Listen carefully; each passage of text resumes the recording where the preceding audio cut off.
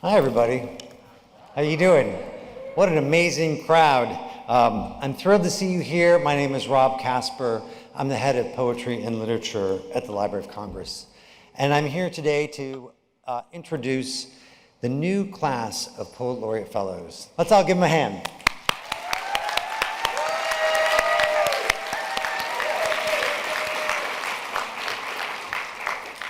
So these 22 poets have been awarded the honor by the Academy of American Poets, the over 90-year-old organization that supports American poets at all stages of their careers and fosters the appreciation of contemporary poetry.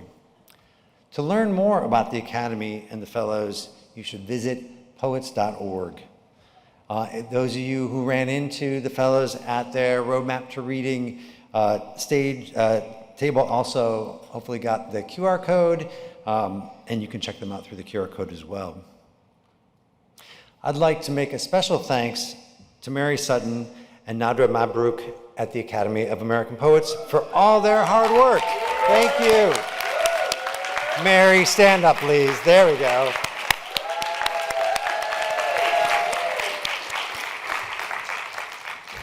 So our 22 fellows are poets of literary merit and serve as Poets Laureate of states, counties, and cities across the nation, leading poetry programs in their respective communities through this year and next.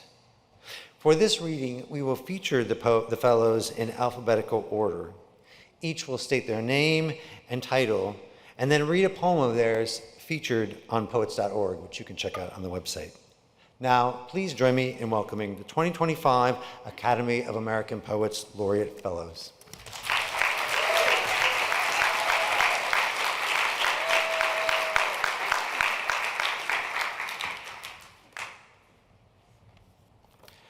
Good afternoon. I'm Kweku Abimbola. I'm the Poet Laureate of El Segundo, California. I'm going to be reading a poem entitled Saltwater Demands a Song. Saltwater demands a psalm, Jamestown Beach, Accra, Ghana. The moon's gray whisks morning waves. Ground swells glide and trade this silver snakeskin for sunrise. And we're up, my crew and I. We've been up. We've wagered the winds, traced the tides, combed and poured over our nets, fixing any tangles or gaps. Our boats wait ready, painted in kente hues, names like happiness, good luck, and big catch are branded onto their still-banked hulls, buoyed at the heels of palm trees. Listen. We've come to shore singing, clapping, humming. Saltwater demands a psalm. We owned a measure of this horizon and funked with the tide chasing it during each morning catch before those barges came. Before those big barges came and scraped our reefs clean, we now fight with them for the final fish. It's a butterfish. We haven't caught any grouper in months. It has to be a butterfish. They've been my town's anchor since when I was a child, learning how to fish. I asked my father if the water below us was dead. He said, this water's only as dead as the bodies beneath and alive as the bodies above. He reached down, offering a palm full of salt water. Swear to keep this balance. You see, these aren't the first ships coming to starve us, and they won't be the last. Even our last butterfish knows this. And he's merciful. He's promised we won't even have to catch him. He'll come to us grinning and prideful, and we'll pick him up in a bucket of salt water and bring him back to shore. We'll feed him, we'll groom him, we'll make festivals in his honor, make love in his honor, and name our children thus. And the day he finally passes, we'll gather all the town's families and lead them with us to sea. And with our boats, we'll blockade every single barge and bury our final butterfish. No casket, no pyre, just salt water and a song. Thank you.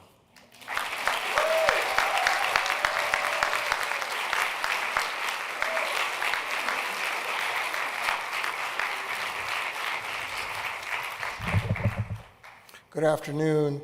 My name is Tommy Archuleta. I am the Poet Laureate of Santa Fe, New Mexico. I'm going to read a poem entitled Remedio Ocotillo, otherwise known as Candlewood. To forgive one's love for dying, pick the long feather-like crimson flowers in early spring when the desert is in bloom. Boil in river water only. Let cool. Drink at once. Drink when waking, at noon, and at bedtime each day for 3 full weeks thereafter. If resentment persists, go to your beloved's grave daily and pray for forgiveness until sound sleep and appetite return. My last days, may they pass slow as black smoke goes Father's only prayer of late.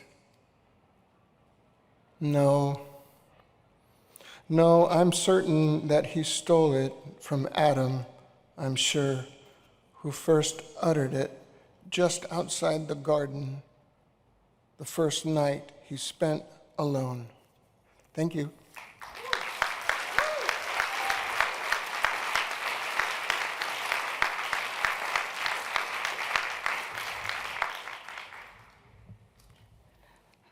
Yate Esther Belen Yanishia.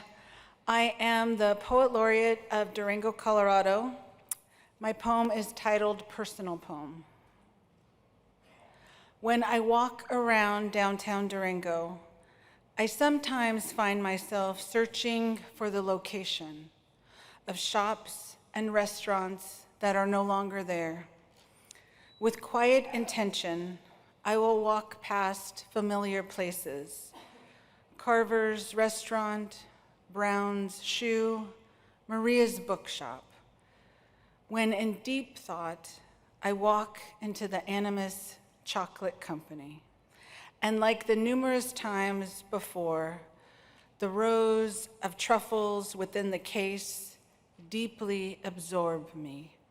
The chocolatier's artistry of small batch truffles, neatly arranged, multicolored, diversely shaped, shiny speckled and smooth surfaced, gold dusted, nut layered, globes rotate into my thoughts, a lasso spiraling, my focus like a funnel, like a warm caress leading me by the hand, a lover's scent lingering in the air. I do not buy a tray of truffles, nor an Americano coffee, or any discounted chocolate tucked in the bin by the east wall. Rather, I deeply absorb into the something missing from this morning, the lingered yearning, the inability to coax last night's thoughts. Come forth and sing. Strands of hair beneath my pillow, loose or lost, inventoried in last month's balance sheet. Did I? Oh, asphyxiation, how you applaud my memory lapses, the lapping of consummating downtown walks. And this evening, there is a ruckus on Main Street. I lift my head and see Nancy, who just came from the Pride event at the 11th Street station. She's covered with rainbow hearts, and we split one heart down the middle and pose. Click, click, click again. The goofiness, the anointing of laughter, the hug in broad daylight on Main Street in this mountain desert, tourist tangled, tousled about like miners searching for a motherlode of gold town, the place I call home. I can't.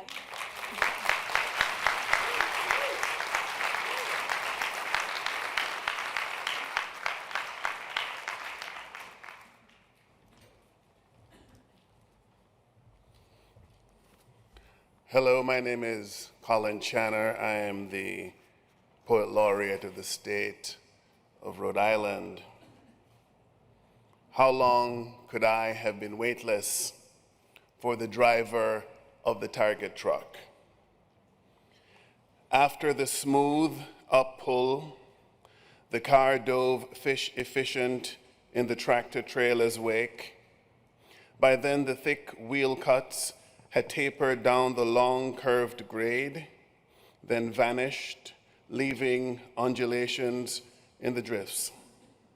All the way from Montreal through Frenchtown, Vermont, we'd held to, mostly all alone. Through nighttime Massachusetts, the Berkshires rhythmic now, the rise and fall of roadways lung-like up and down. The black outside squelching with each splat. The snow fell lazy seeming, but the mass had will to it. A will thrust like those of sea currents, and in the down rush, the car's back end began to flex. The side muscling came in series, ripples, quivers, pulse, and I was in it, counter-steering while the coffee spilled in the careening into, through, and out of what the frost-dimmed light could see. All murk then, the whole world untrustworthy, murk and splat and splat and speed and ridges. The hand wheel backlit by dials, the fingers and their grip. The road itself a reef, and I was skidding, tread and road unbonded into flight. How long could I have been weightless? Does it matter now? I reach now to recall what flew by me. Trees in kelp shadow, jellied embankments, snow shoals, formations of a world so much like ours, just underwater, glimpse of where we're headed by degree.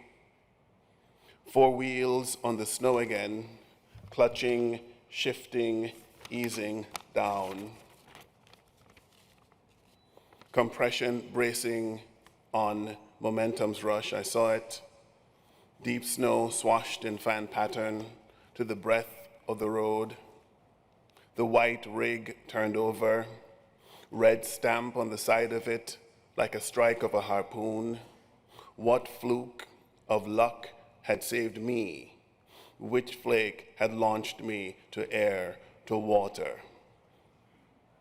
Racing my breathing, slowing me down. Thank you.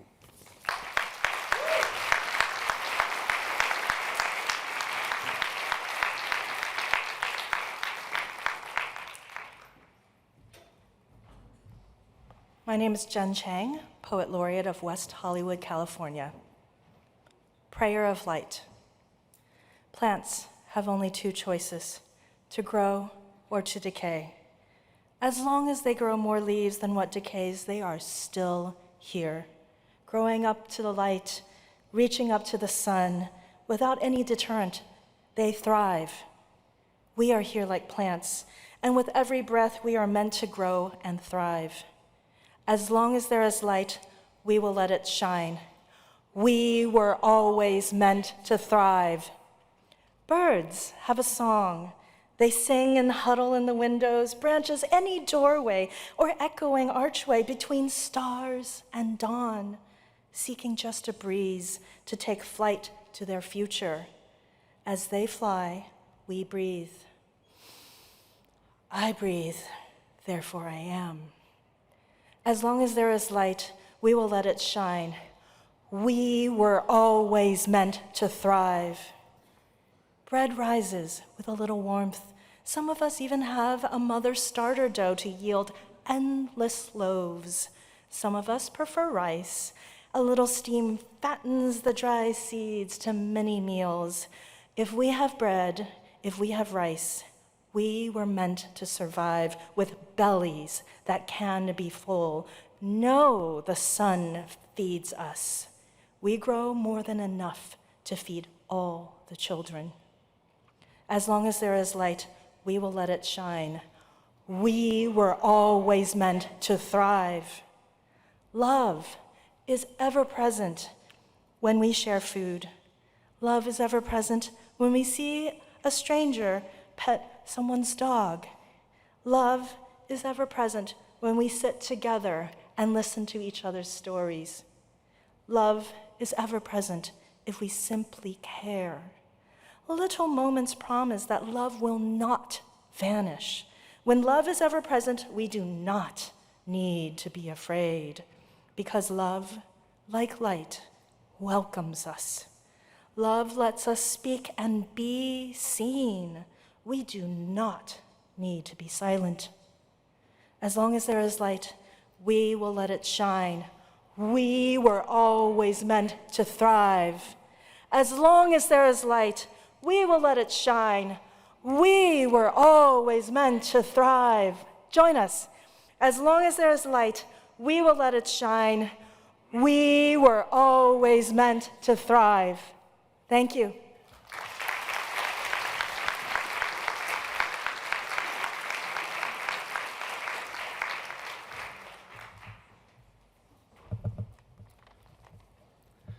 My name is Stephen Espada Dawson. I'm the Poet Laureate of Madison, Wisconsin. Ars Poetica with passing hailstorm. The ceiling is a woman buried upside down. Let me start again. In Maywood, California, there's a library that's important to me. Its many ceiling lights in different glass breasts pointing down at their readers, each nipple a gathering of dead moths. At the hospital, I hear a nurse call cancer the big casino, as in the house always wins. A house is a many-sided die always rolling on its spine. I spent my teenage years watching a good mother lose. Her breasts, her hair. She screamed in the shower. She screamed in the mirror, each drain wreathed with death's jet black wig. There was no Sesame Street episode for this lesson. The first time you see a man's hand up Cookie Monster's ass, your childhood dies a little. Every day, I wait under passing clouds, feverish and eager to see a flash of skin, maybe a wrist, something hairy and flesh-colored to point my pitchfork at. After that last hailstorm, the front yard looked like a fancy party where the guests lost all their pearls. Watch me, busy myself with finishing line, string each bead of ice together. Let me start again. This is a gift quickly melting in my hands. Thank you.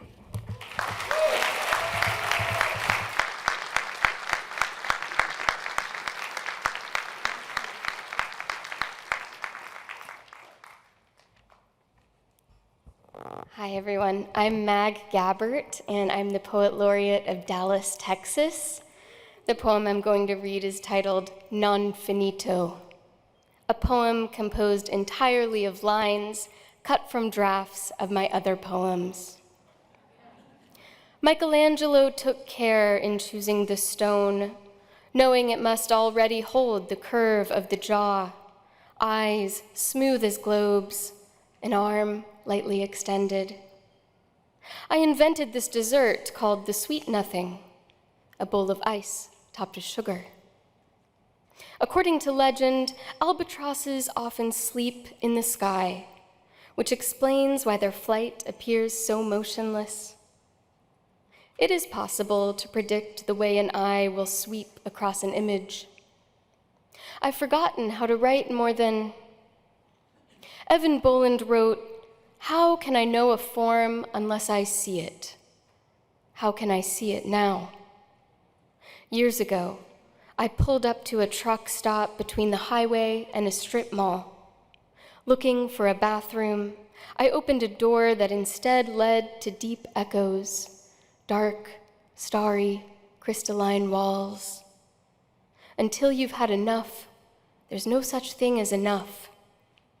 Michelangelo's skill involved finding his form's boundaries. He had to reach, but not cross them. A door could open anywhere in this poem. Now, I think I know how some priests have managed to stay celibate, because they see us as a God does, completely, and too often. Thank you.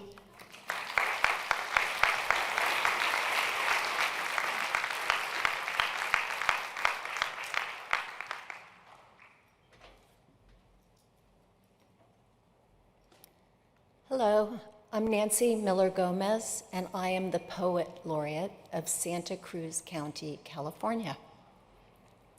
Snapshot. I was a hand grenade of a girl, vacuum packed into a dress that bound my body like a bandage staunching a wound. My arms were cinched in tourniquets of tulle, my throat choked in a rage of lace. I'd hacked my hair into chaos, kept it ragged and short, kept my fists clenched in the fuselage of my lap. My eyes, 2 foxholes, no light escaped. My lips stretched across my face like a tripwire. The man with the camera said, "You can do better. Give me a smile." I set my mouth into the look I've kept all these years. That's still me in the photo, waiting to pull the pin.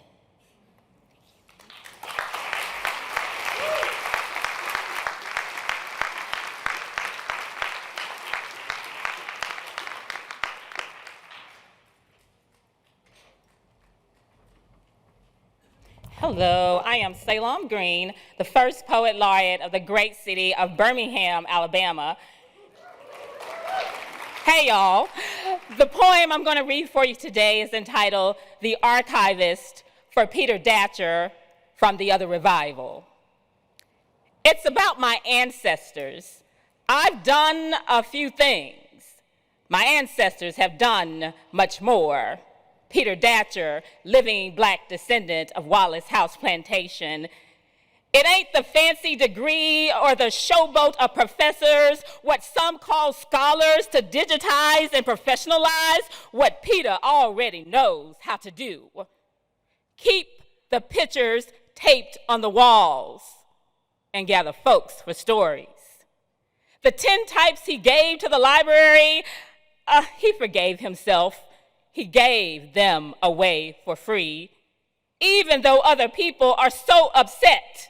See, they expect us to have no joy, but in Peter's house, he practiced joy each day, whispering, "I love you," to his soul. He started by keeping his mother's promises to remember certain things. See, they expect us to have no joy. We were made to thrive and choose undying love. A keeper museum like his cherishes and collects our heritage. Everyone wants to come to Peter's house because it is alive. There ain't nothing dead in there.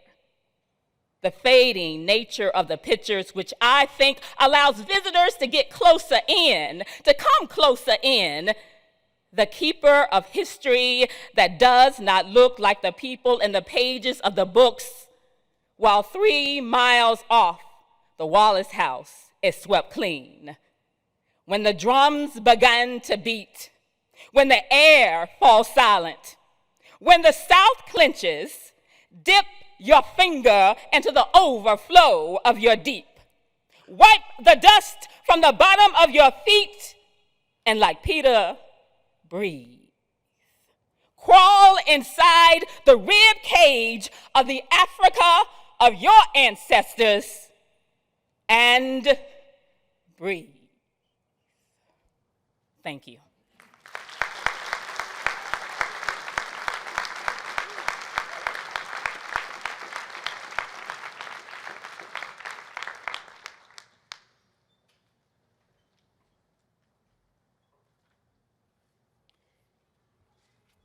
Lester Graves Lennon, Poet Laureate, Editor-in-Chief, Altadena, California. Mr. President, Bethesda Baptist Church chartered 2 buses. We made our only father and son journey. My mother's caution did not caution him. He grabbed my arm and off we went to see a sea neither of us had ever seen. Loudly, as always, he was asking questions. Are there more colored folks than white? Yes, Daddy. Are black and white prayer birds flying with us? That's what he called the priests and nuns. They are. You say more than 2 football fields to the stage and packed? Yes, and a lot more behind us. He smiled. I told your mother, King knows Negroes. The heat kept ringing out its entrance fees. Mahalia's song built expectations hum. The rabbi's speech closed. King began his sermon. He built each word to verse, each verse to chapter, lifting the crowd to choir of memory, the day transfixed in history. Its echoes spangling the ice-lawned mall 5 decades later. The summer's sweat, now frost in winter's bite. As masses form one congregation, hearing the gospel steepened alto of Aretha, preparing for the man who walks on boats from dream into undreamed reality. Bundled in willing layers, I give witness. A blind man slips on ice. He's near my age, my father's age, when I stood next to him, sharing the future's call we would not share. I think of how he'd smile when we first hear a colored man called Mr. President. Thank you.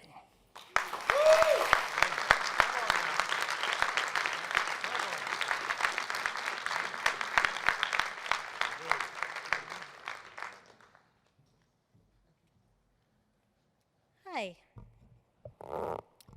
My name is Jennifer Militello, and I am the Poet Laureate of New Hampshire. I will read a poem called Opinion. Opinion. It was a lean-to one could live in, so long as it never rained. It was a grain of salt close up, looking like a crystal, growing from itself like an outcrop of land. It was a sail opened in a storm, a memory lost, a coin tossed at the wrong time, declaring heads or tails. It had the air of an aristocrat or the stench of a skunk. No matter who bred it, it couldn't be fair. It wasn't a buoy, it kept no one up. It had the metallic notice of a gong.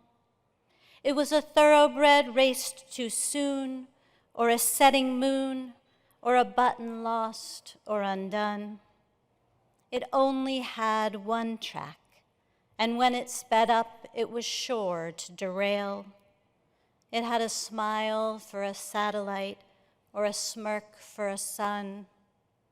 Everyone thought they recognized its face, but one by one, they were wrong. Thank you.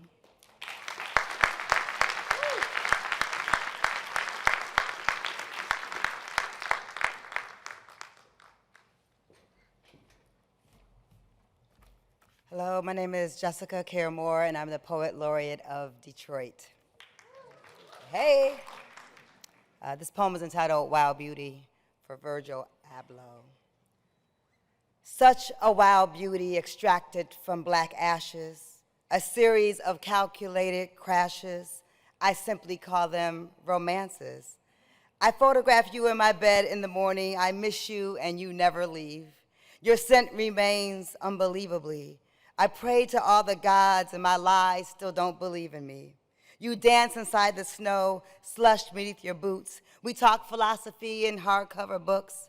Sometimes I find the heart you took and carried around, a handsome crook, a savior among a crown of thorns and petals never worn, of flowers dead and letters never sent. Did you see the way the summer wept? Did you feel my bones break inside your hands? How fragile are the strong and mad who dare to wrap themselves in flags, sewn by slaves and walked over graves. Jessica, you say you must behave yourself. I don't know what to do with wealth, except spend it on a love affair or place bright flowers in my hair. Just tell me what color I should wear to a funeral with no people there. Bodies asleep deep inside my chest. Kiss me since we're all that's left, and love and fear scared half to death. Humans aren't so interesting. My son insists we have no wings, no power beyond our century. We are given less and still we sing. We dress the part. I keep the veil and pawn all the rings. I want to steal Saul's new hat and Yasin Bey's bright green boots. My fashionable brothers, you Brooklyn Bridge. I am hula hoop, swirling dervish in a perfect suit. Oh, my love, my memory swoons. Such a wild beauty extracted from black ashes, a series of calculated crashes. I simply call them beautiful, massive. Oh, wait, I believe I wrote romances. Protecting me from the brutality, the wounded savage, you, that's me. Pointing fingers deliciously, baby, please hold on to me. I only want love to hold me for ransom. I know he is. They are all so handsome. Perhaps a very good-looking cancer. I call your name, pray you don't answer. Such a wow beauty. Such a wow beauty. Thank you.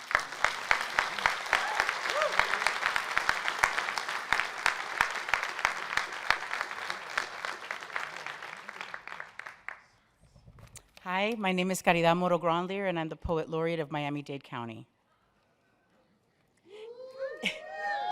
In defense of my mother, who never bought me a Barbie dream house.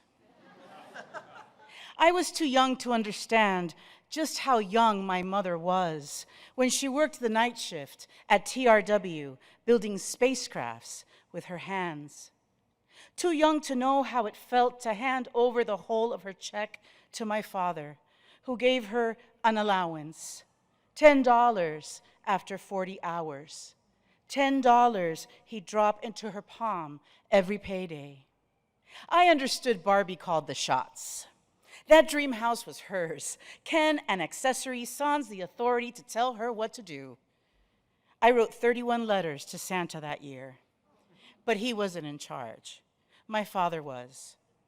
I thought I stood a chance because Mommy loved Barbie's mid-century mod A-frame too, how the chalet gleamed up at us from the slick pages of the Sears catalog, the wonder of real jalousie windows and carpet unfurled on the kitchen table where she calculated just how long she'd have to lay that chalet away, just how much she'd have to beg to convince my father to pay.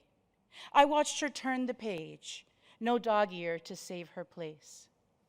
I'd like to say I was happy with the Barbie dream plane she placed under the tree instead, but I blamed her. It would take years to understand. She didn't want me to dream of staying put. She wanted me to dream of flying away. Thank you.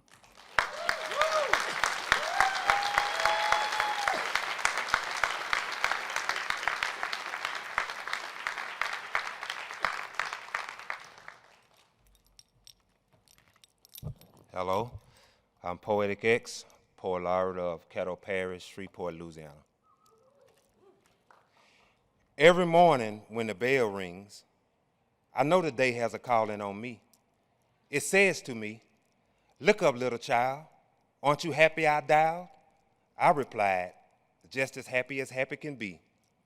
As a matter of fact, I've been thinking that Maybe I shall call on a day and command that energy be applied to education in every meaning of the way. For it has unselfishly given us a school of gifted minds, presence to present when presentation seems to be running out of time. Look up, child. You're standing in the middle of midway. If it starts to rain, don't complain. Simple and plain. Trouble can't stay. Happy thoughts for the right side of the brain. All those for brain power raised their hands. Then the development came. Education meets innovation, new classroom tactics, new installations. All this just for us. It must have been a lot of work. Long hours, days and nights assembling power. The goal is to make education work. Look up, child.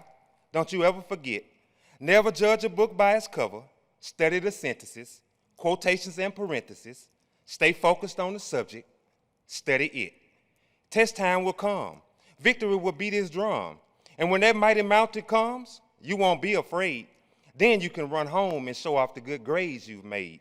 Rewards are reserved for those that pay attention. Eyes open wide every time school pride is mentioned. Look up, child. The children of blessings walk these hallways, motivating, understanding, shaping, transforming, accelerating, nurturing, growing students is what the hall says. And that is our bond. Each one teach one. We won't leave education undone. Our yard will start to reflect. The gardens of our intellect, seeds will sprout. More precious fruits and vegetables will grow out. And the students will say, how plentiful the harvest. Enough education to go around. Isn't planting a seed in the ground marvelous? And the day will say, where there's no plan, there's no vision. Education versus elimination. Make a decision. Look up, child. Creativity soars on these planes. High altitude, you can reach a star with the right attitude. We refer to it as reaching winner's lane. Determined to pursue learning, 500 horsepower, state-of-the-art Mustangs. If you build it, students will come, and victory will beat its drum. Then the day will say, what a wonderful job you've done. The mighty mountain will know defeat. Education will have reached its peak. Hooray, hooray, the children yell. As education continued to prevail, up in the sky, only to be seen by the trained eye. Look up, child, look up.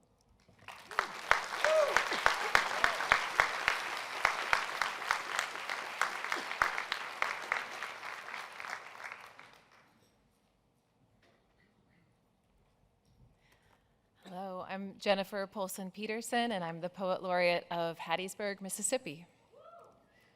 I'll be reading a poem called Golden Hour. When sidelong rays reach deep into the house, objects turn unbearably distinct, and I think of girlhood, how the sinking golden light had to be seized like the last mouthful of soda in a warm can shared with my sister. Whether I wanted to or not, I climbed higher in the tree, higher than I even liked, to watch the back door where my mother would appear and call me in.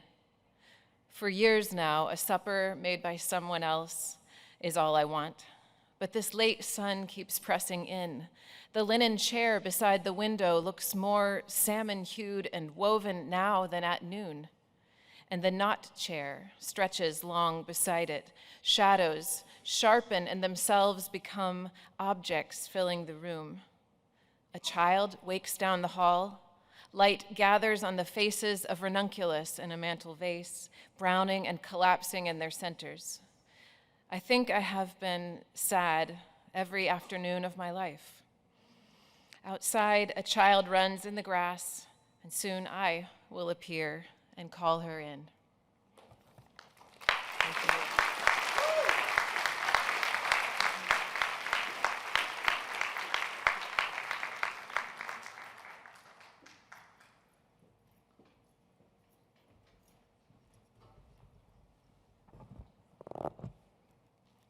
I'm Mateo Quispe, and I'm the Poet Laureate of Auburn, Washington.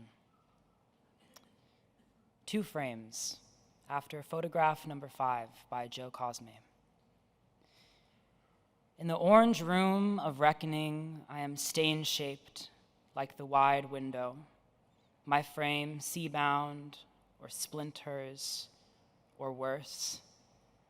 What separates my opening to the ocean is gone. I cannot afford fancy reflection or new pain. My black-packed garbage bags are full, and sleepless nights stacked like bricks betray my eyes beneath beauty's peeling plaster. But a little further in my soul, the wind sings the fringe of palm leaves, the lashes of my land, and other songs you've been untrained to hear. Only in spirit now.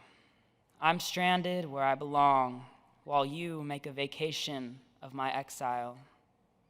Go on, smile and spend your money. You take your pictures, and I'll take mine. Thank you.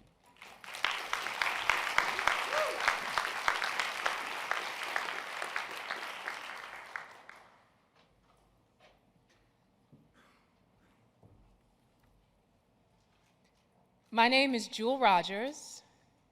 I'm the state poet of Nebraska. This is Here There Will Be, as written for Opera Omaha. Here, there will be no shame, no apologizing, no answering to names unclaimed, no code switching, no dimming of light, no shrinking down to just a color. This is a culture. This is about presence. This is an ode to resilience. This is recognition of efforts to remove individuality and our ability to sustain such an exemplary survival, even in our efforts uncelebrated. Let it serve as no coincidence that we find ourselves in the center of America. If the Midwest be the heartland, then we beat just as loud and as proud as any. This is beyond skin, beyond brown paper bags and one-drop rulings, beyond the politicizing of our bodies or the loss thereof. This is proof that even when we rest in peace, we rest not in silence. This is an eternity's worth of affirmations. Is Nina Simone's YGB in living color is testament to the pieces of you that have no words, that need no color. In celebration of who you are and all of who you are. Well, this is about what keeps our souls intact. This is amplifying our experience.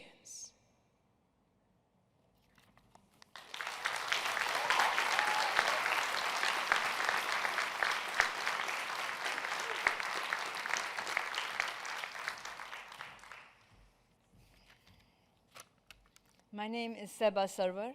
I serve as Poet Laureate for Community Affairs, Altadena, California.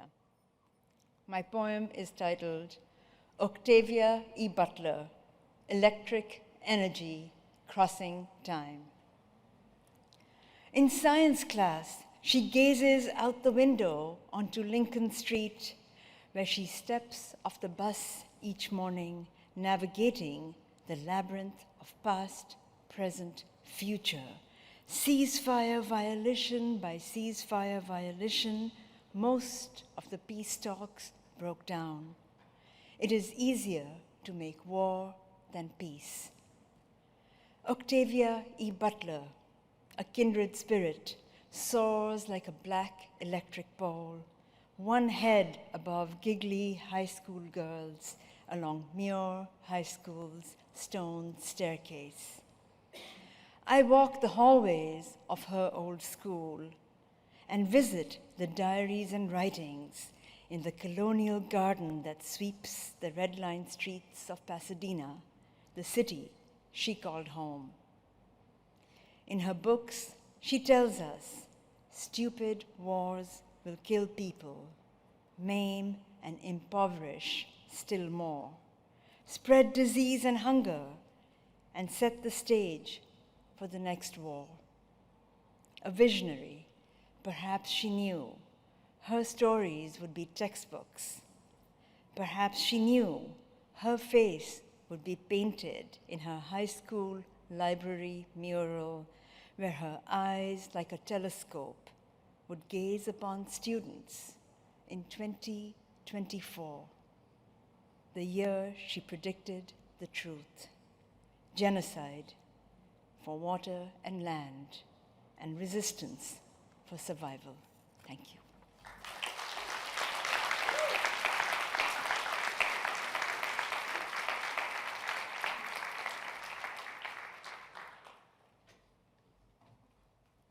Good afternoon. I'm Maddie Quisenberry Smith, and I'm the State Poet Laureate of Virginia. And I'm going to read Let Every Leaf. Let every leaf. Let every leaf caught in currents speak simultaneous accords iterated by the wind. Unafraid, let them speak revelations to the universe. After all, we expect revelations inside this hothouse earth. Instead, we have the trees, those crowned interpreters that heft branching limbs splayed from root tip to leaf lip. It's on their lips. Listen. Their tongues pierce infinity spaces. They speak into places tight enough to trap the sun. Though they endure the shadows, hemming the hollows from the ridges, they know it is best to kiss no shadow. They interpret the gaining winds through dusk's catastrophes. It is best to fear no shadow. Their stirring tongues translate life into life. It is on their whispered lips. Let them interpret. Thank you.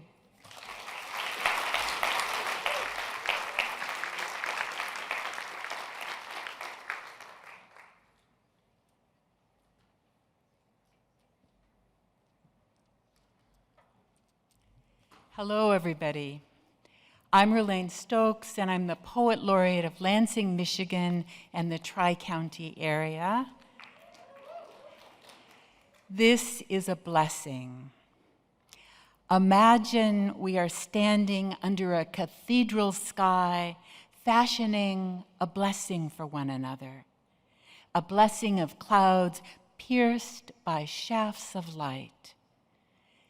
The light infuses our words and opens our hearts. Now we too are light. The sky will not fall on our heads. The sky will remain the sky. We'll send gifts of rain and snow to soften the fields, feed the flowers, give us drink. Breathe in. That is a blessing. Breathe out. That too is a blessing. Keep breathing and listen to the sound of your breath greeting the air.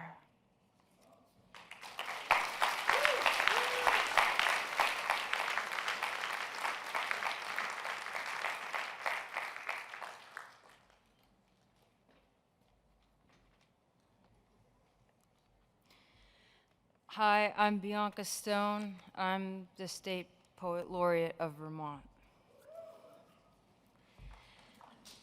In absence, this unknowing. When you leave, faceless old lover, element that I have tried for so long to explain, I will be suspended between two large stones. For a moment, thinking you were good, before I am revived. I will be laundry that has gotten loose from the line, pantyhose flying into traffic. So long, handsome. When you go, I will be the moth, the butterfly turned to broth in the cocoon.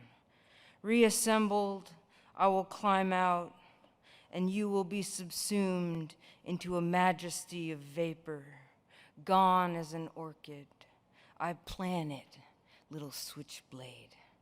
I will it, sweet strand of spittle, endearing idiot I made out of mud and loss. You whose shelf life is zero. You who keep me from totality and the small sum of what is otherwise infinite. Thank you.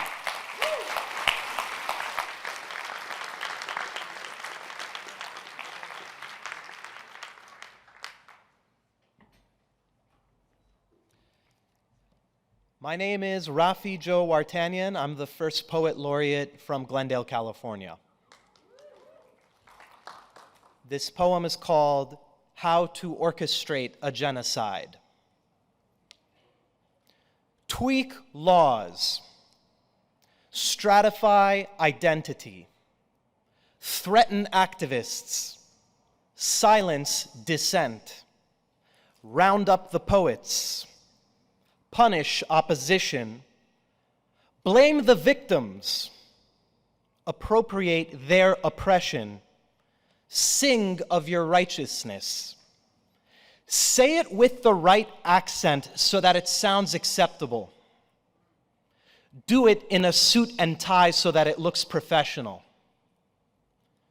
Kill them in the dead of night so that it seems accidental. Give the weeping mother a care package to appear sentimental. Tell us it was a mistake to fan the flames of an inferno. Hate with such ferocity that it could feel like love. Thank you.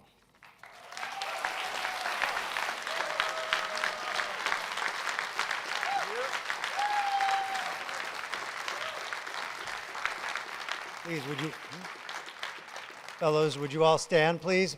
Let's give them another hand.